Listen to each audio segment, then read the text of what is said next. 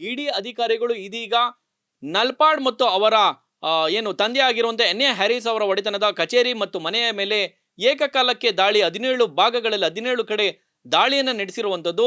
ಈ ಹಿಂದೆ ನಾವು ಒಂದಷ್ಟು ಸ್ಟ್ರಾಟರ್ಜಿ ನೋಡೋದಾದ್ರೆ ಅಂದ್ರೆ ಶಾಸಕರು ತಮ್ಮ ಆಸ್ತಿಯನ್ನ ಘೋಷಣೆ ಮಾಡಿಕೊಂಡಂತ ಸಂದರ್ಭದಲ್ಲಿ ಎಲೆಕ್ಷನ್ ಚುನಾವಣೆ ಸಂದರ್ಭಗಳಲ್ಲಿ ಘೋಷಣೆ ಮಾಡಿಕೊಂಡಂತ ಸಂದರ್ಭದಲ್ಲಿ ಅದರ 5 ವರ್ಷ ಅಥವಾ 5 ವರ್ಷಕ್ಕೊಮ್ಮೆ ಘೋಷಣೆ ಮಾಡಿಕೊಳ್ಳುವಂಥ ಸಂದರ್ಭದಲ್ಲಿ ಅವರ ಮೌಲ್ಯ ಅಂದ್ರೆ ಅವರ ಆಸ್ತಿಯ ಹೆಚ್ಚಳ ಆಗಿರುವಂಥ ಮೌಲ್ಯ ನೋಡಿದ್ರೆ ನಿಜಕ್ಕೂ ಕೂಡ ಆಶ್ಚರ್ಯ ಅನಿಸುತ್ತೆ. ಅದನ್ನ ಸುಮ್ಮನೆ ನಿಮ್ಮ ಮುಂದೆ ಒಂದು ದಾಖಲೆ ಸಮೇತ ನಾನು ನಿಮ್ಮ ಮುಂದೆ ಬಂದಿದ್ದೀನಿ. ಅದರ ಸ್ಟ್ರಾಟರ್ಜಿ ಅಂದ್ರೆ ಅದರ ಲೆಕ್ಕಾಚಾರವನ್ನು ನಾನು ನಿಮ್ಮ ಮುಂದೆ ಹಿಡೋದಾದ್ರೆ ನಿಜಕ್ಕೂ ನೀವು ಕೂಡ ಆಶ್ಚರ್ಯ ಪಡ್ತೀರಿ. 2023ರಲ್ಲಿ ಎನ್ ಎ ಹ್ಯಾರಿಸ್ ಅವರೇ ಘೋಷಣೆ ಮಾಡ್ಕೊಂಡಿರುವಂಥ ಆಸ್ತಿ ಎಷ್ಟು ಅಂದ್ರೆ 439 ಕೋಟಿ ಆಸ್ತಿಯನ್ನು ಅವರು ಘೋಷಣೆ ಮಾಡ್ಕೊಂಡಿರ್ತಾರೆ. 2013ರಲ್ಲಿ ಅವರು ಘೋಷಣೆ ಮಾಡ್ಕೊಂಡಿದ್ದಂಥ ಆಸ್ತಿ 133 ಕೋಟಿ ಆಸ್ತಿಯನ್ನು ಘೋಷಣೆ ಮಾಡ್ಕೊಂಡಿರ್ತಾರೆ.